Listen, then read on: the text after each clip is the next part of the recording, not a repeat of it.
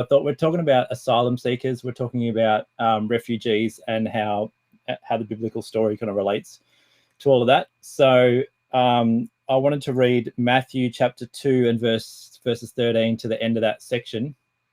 And basically what is going on here is Jesus's refugee story. So we can think about Jesus actually having a refugee experience as an asylum seeker experience, just as Joseph did as well, actually.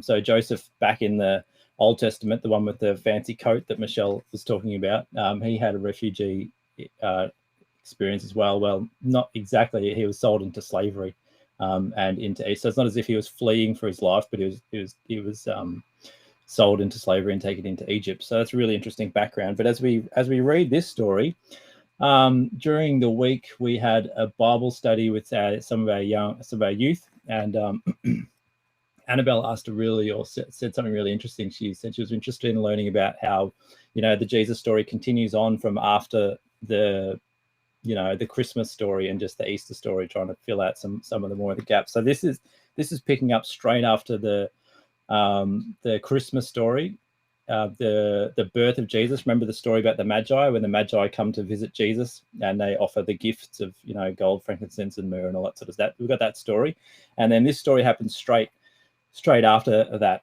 So we're in Matthew chapter 2 verse 13. It says that when they had gone, that's talking about the Magi, an angel of the Lord appeared to Joseph in a dream. "Get up," he said, "take the child and his mother and escape to Egypt. Stay there till I tell you, for Herod is going to search for the child to kill him." So he got up, took the child and his mother during the night, and left for Egypt, where he stayed until the death of Herod. So was fulfilled what the Lord had said through the prophet, out of Egypt I called my son."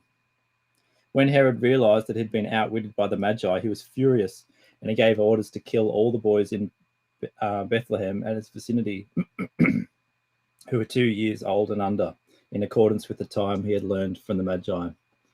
Then what was said through the prophet Jeremiah was fulfilled. "A voice is heard in Ramah, weeping and great mourning, Rachel weeping for her children and refusing to be comforted, because they are no more." After Herod died, an angel of the Lord appeared in a dream to Joseph in Egypt and said, "Get up, take the child and his mother, and go to the land of Israel, for those who are trying to take the child's life are dead." So he got up, took the child and his mother, and went to the land of Israel. But when he heard that Archelaus was reigning in Judea in place of his father Herod, he was afraid to go there.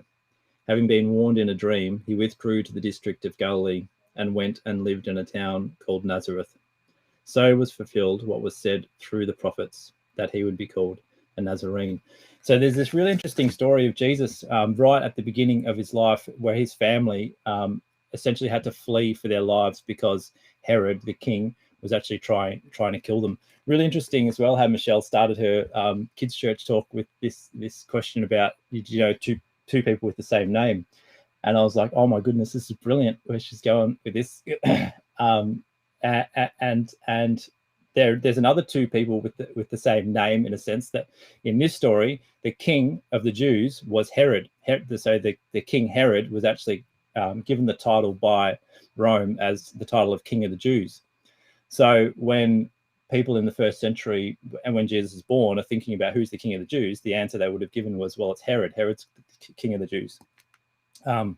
But then in this story, just in the Magi story before, they introduce Jesus, because the Magi says, "Where is the one who has been born King of the Jews?" So now there's two kings of the Jews, and there's this question of who's the real king, what's going on. And so the really sad fact about this story is that the one king of the Jews is actually trying to kill the other king of the Jews, and it's the dodgy king of the Jews which is trying to kill the true King of the Jews. And it's really sad how this is a picture of what has sort of happened to the people of God at the time of Jesus, that they've become so corrupt that when God comes to visit them, that they would actually try to kill him, and that resulted in Jesus' family having to flee and find refuge in Egypt, of all places. And this is the reversal of the big story of the Exodus, where God actually rescued his people out of Egypt. Now what's happening is that God embodied in a person is having to flee to Egypt to seek refuge from his own people. So this is the sad way that this whole story is coming together. So then when Herod dies, Jesus' family goes back into Israel, but they can't go to his hometown of Bethlehem because they were fearing the new person who's in charge there, Archelaus. So they end up up north in Nazareth. So that's Jesus's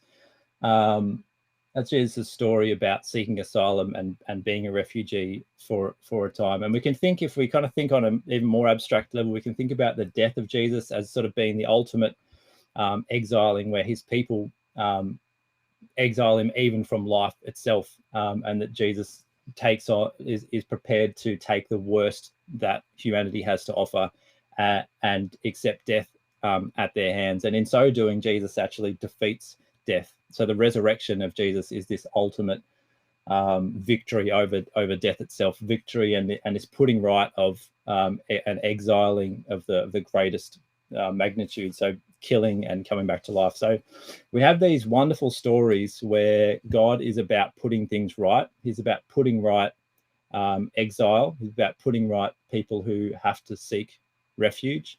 In the video we're about to watch in a sec, Kate and Julie look at some more specific verses, one in Leviticus, another one in Hebrews, where it talks about just straightforward commands to look after the foreigner, to look after the refugee, to look after the asylum seeker. And there's heaps of different texts in our Bible which kind of talk about that. God is about putting right these wrongs. I think ultimately, in a sort of concrete kind of way, God wants people to be reunited back with their home.